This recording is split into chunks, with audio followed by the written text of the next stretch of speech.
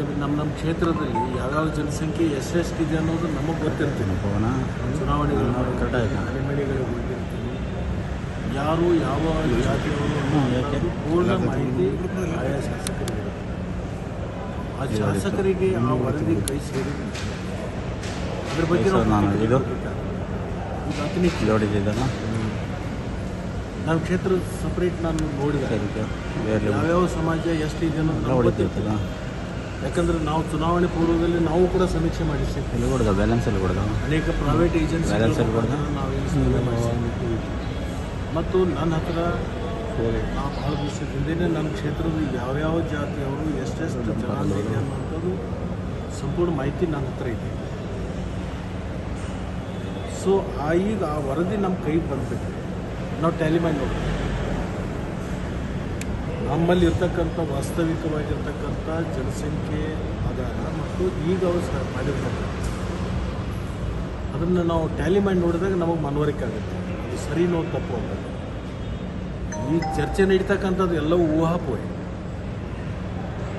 ಊಹಾಪೋಯಿ ಮೇಲೆ ಚರ್ಚೆ ನಡೀತಿದೆ. ಅದು ಎಲ್ಲರೂ ಪ್ರತಿಯೊಬ್ಬ ಶಾಸಕರಿಗೂ ಕೂಡ ಒಂದೊಂದು ಅದನ್ನು ಕೊಟ್ಟರೆ ಅವರ ಕ್ಷೇತ್ರದ ಬಗ್ಗೆ ನೀವು ನೋಡ್ಕೊಳ್ಳಿ ಅಂತ ಹೇಳಿದರೆ ಅವಾಗ ನಮಗೆ ಅದು ಅವಾಗ ಅದ್ರ ಬಗ್ಗೆ ನಾವು ಪ್ರತಿಕ್ರಿಯೆ. ನಿಮ್ಮ ಸಮುದಾಯದ ಅಂಕಿಅಂಶ ಸರಿಯಾಗಿದೆಯಾ? ತಾವೆಲ್ಲರೂ ಗಮನಿಸಿದ್ದೀರಾ? ಸಚಿವರಿಗೆಲ್ಲ ಕೈ ಸೇರಿದೆ. ಈಗ ನಾವು ನಿಮ್ಮ ಮಾಧ್ಯಮದ ಮುಖಾಂತರ ನೋಡ್ತಾ ಇದ್ದೀವಿ. ಅದು ಎಷ್ಟು ಮಟ್ಟಿಗೆ ಸರಿನೋ ತಪ್ಪು ಅನ್ನೋವಂಥದ್ದು ಏನಾಗ್ತಾ ಇದೆ ಅಂದರೆ ಈ ಲಿಂಗಾಯತ ವೀರಶೈವ ಲಿಂಗಾಯತ ಅಂತಿದೆ. ಈ ವೀರಶೈವ ಲಿಂಗಾಯತ ಅಂತಕ್ಕಂಥದ್ದು ಭಾಳಷ್ಟು ಉಪಪಂಗಡಗಳಿದೆ.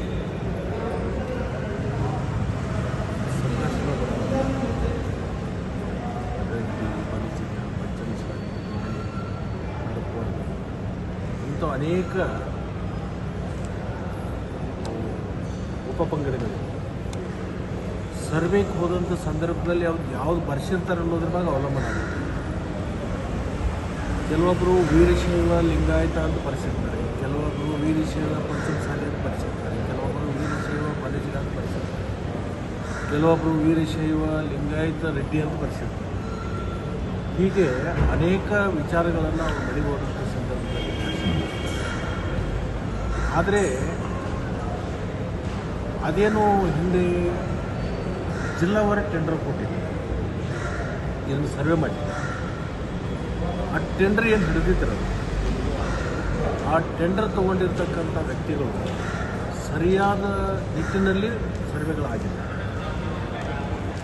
ಅಂದರೆ ಈ ಅಂಗನವಾಡಿ ಟೀಚರ್ಗಳನ್ನು ಕರೆದು ನನಗೆ ಮಾಹಿತಿ ಇರುವ ಯಾವತ್ತೂ ಇದು ಸರ್ವೆ ಆಗಿತ್ತಲ್ಲ ಅವತ್ತನೇ ನಾನು ಅದರ ಬಗ್ಗೆ ನಾನು ನೋಡಿದಾಗ ಅವತ್ತು ವಾಸ್ತವಿಕವಾಗಿ ಯಾವ ಥರ ನಡೀತಾ ಇದೆ ಅನ್ನುವಂಥದ್ದು ನೋಡಿದಾಗ ಈ ಅಂಗನವಾಡಿಯವ್ರನ್ನ ಅಥವಾ ಯಾರನ್ನ ಕರೆದು ಒಂದು ಹೋಟೆಲ್ ಲಿಸ್ಟ್ ತೊಗೊಂಡು ಇವ್ರು ಯಾವ ಜಾತಿಯವರು ಇವ್ರು ಯಾವ ಜಾತಿಯವರು ಅಂತೇಳಿ ಒಂದು ಕಡೆ ಕೂತ್ಕೊಂಡು ಮಾಡಿರ್ತಕ್ಕಂಥದ್ದು ಇದೆ. ಕೆಲವೊಂದು ಮನೆಗಳಿಗೆ ಹೋಗಿರ್ತಕ್ಕಂಥದ್ದು ಇದೆ. ಅಂದರೆ ಇದ್ರದ್ದು ಸತ್ಯಾಸತ್ಯತೆ ಯಾವಾಗ ನಮಗೆ ಗೊತ್ತಾಗುತ್ತೆ ಅಂದರೆ ನನ್ನ ಕ್ಷೇತ್ರದ್ದು ಏನು ವರದಿ ಇದೆ ಅದನ್ನು ಸರ್ವೆ ಮಾಡಿರ್ತಕ್ಕಂಥದ್ದು ನಮ್ಮ ಕೈ ಸೇರಿದಾಗಲೇ ಅದನ್ನು ನಿಖರವಾಗಿರ್ತಕ್ಕಂಥ ಮಾಹಿತಿಯನ್ನು